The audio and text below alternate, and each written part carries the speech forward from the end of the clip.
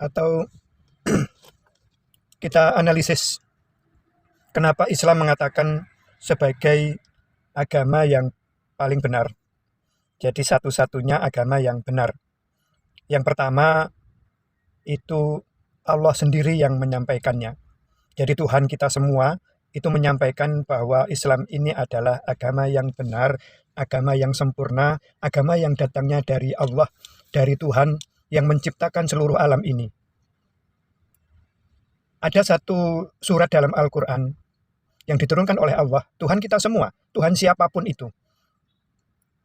Waktu itu Rasulullah Shallallahu Alaihi Wasallam, Rasulullah Muhammad Shallallahu Alaihi Wasallam itu saat menghadapi para kafir Quraisy, orang-orang yang tidak menyembah kepada Allah, orang-orang yang tidak percaya kepada Allah, orang-orang musyrik, orang-orang kafir.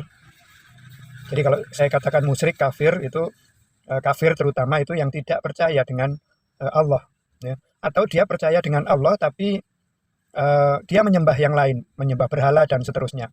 Dan berhala-berhala itu mempunyai nama masing-masing. Ada Lata, Mana, Uzza, Hubal. Yang paling besar itu nama berhalanya itu Hubal, yaitu yang paling besar. Lalu pada saat Rasulullah menyampaikan risalahnya, menyampaikan agama Allah ini kepada kaum kafir Quraisy saat itu atau kaum musyrikin, ya, dia mempercayai Allah, mempercayai ada Tuhan. Jadi kalau dia bersumpah itu ya wallahi gitu ya, demi Tuhan, demi Allah gitu. Tapi dia dalam beribadah itu memakai sarana yang namanya berhala, yang tadi ada nama-namanya itu.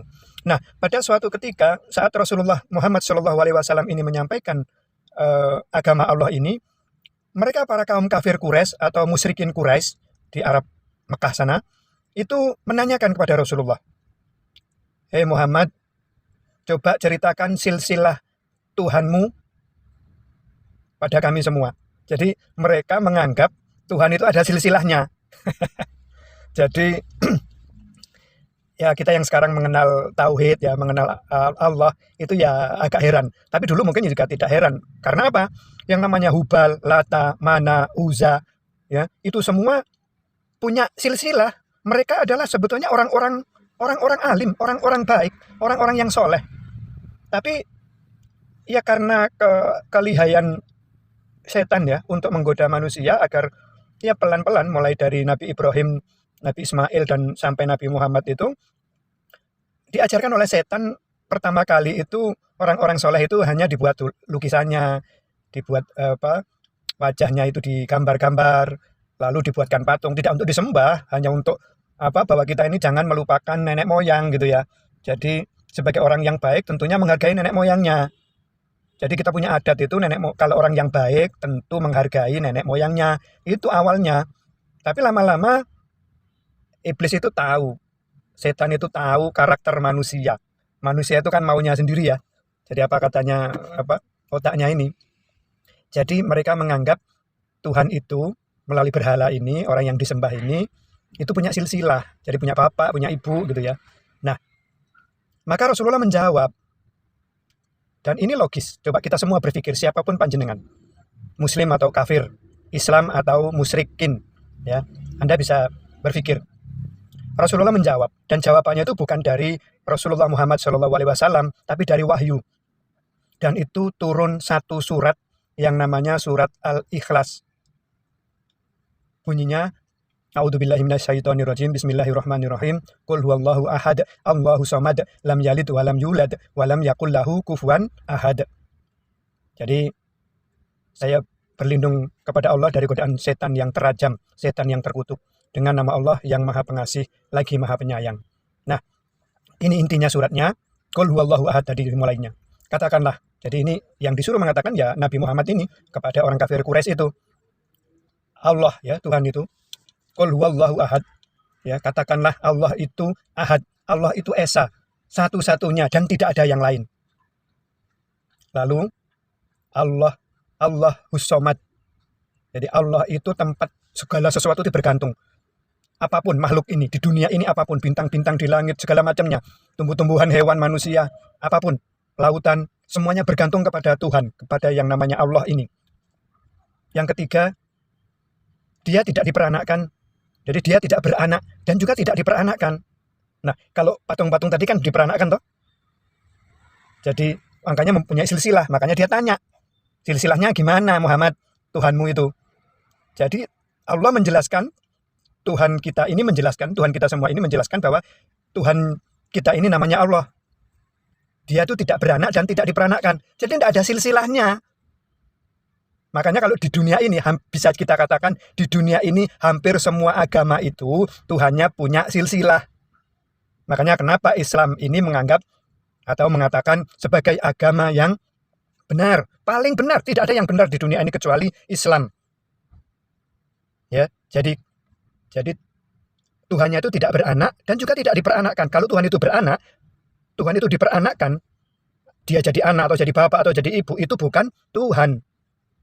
Itu Allah menjelaskan ya. Yang terakhir, walam yakul lahu kufuwan ahad. Jadi Allah itu tidak setara dengan apapun. Jadi hanya satu-satunya dan tidak setara dengan apapun. Tidak ada sekufu. Ya, kalau di Arab itu kan sekufu. Kalau nikah itu sekufu itu selevel gitu ya. Jadi Allah tidak ada yang selevel atau mirip-mirip saja, agak naik, tidak ada. Makanya ini yang dijelaskan oleh Rasulullah Muhammad SAW kepada para kaum kafir Quraisy saat itu. Dan ini buat semuanya. Kaum musyrikin juga sama. Jadi kalau kafir itu tidak seperti ateis ya, tidak mengaku adanya Tuhan dan seterusnya. Tapi kalau orang-orang tidak mengakui Islam sebagai agama, itu ya kafir. Kalau musyrikin itu orang-orang yang menyembah Tuhan, tapi melalui berhala-berhala tadi, musyrik ya, itu. Makanya dengan konsep seperti ini, prinsip-prinsip seperti inilah, Islam mengklaim bahwa Islam ini agama yang paling benar.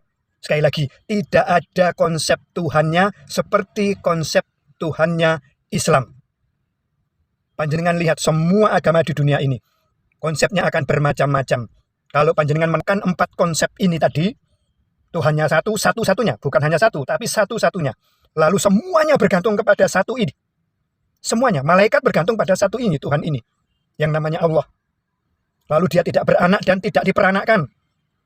Lalu yang terakhir, dia tidak setara dengan siapapun. Tidak ada siapapun yang setara dengannya. Itulah Islam. Jadi, itulah satu-satunya agama yang ada di dunia ini. Ya, sekali lagi, yang ada di dunia ini, yang berkonsep 4 ini tadi. Dan itu hanya ada pada Islam. Maka, monggo, kalau panjenengan ingin tahu lebih banyak tentang Islam, silahkan Anda datang kemanapun, di masjid-masjid atau di organisasi Islam, dan Anda bisa bertanya di sana lebih dalam. Kalau Anda ingin menjadikan diri Anda bukan orang-orang musyrik, bukan orang-orang kafir, tapi Anda orang-orang Muslim, orang-orang Islam, yang berarti Islam itu artinya selamat. Selamat dari apa? Selamat di dunia dan selamat di akhirat nanti. Karena apa? Orang-orang kafir dan orang-orang musyrik akan mendapat balasan di akhirat nanti, setelah kematian nanti, di nerakanya Allah.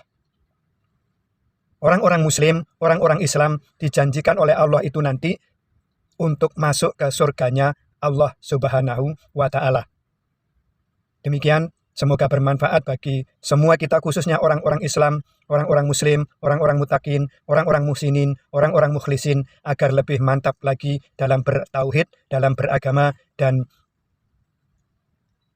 juga untuk orang-orang di luar Islam, orang-orang kafir, orang-orang musyrik, untuk bisa ikut ke dalam agama Islam yang rahmatan lil alamin, rahmat kebaikan yang banyak bagi seluruh manusia.